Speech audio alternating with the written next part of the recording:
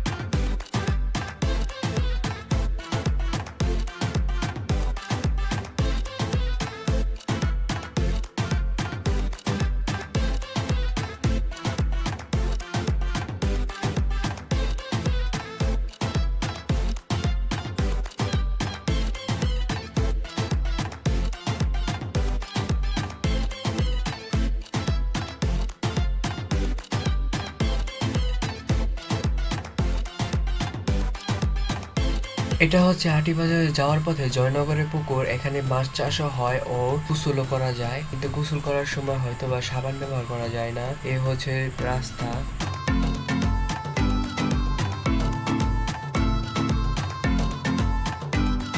এটা হচ্ছে জয়নগরে খেলার মাঠ। ওই যে খেলতেছে, সামনে দিকে দেখাচ্ছি, এই যে খেলাধুলা করতেছে। আর এই হচ্ছে জয়নগরের কবরস্থান, ঈদগাহ। অনেক বড় একটি কবরস্থান, অনেক সুন্দর ভিতরে।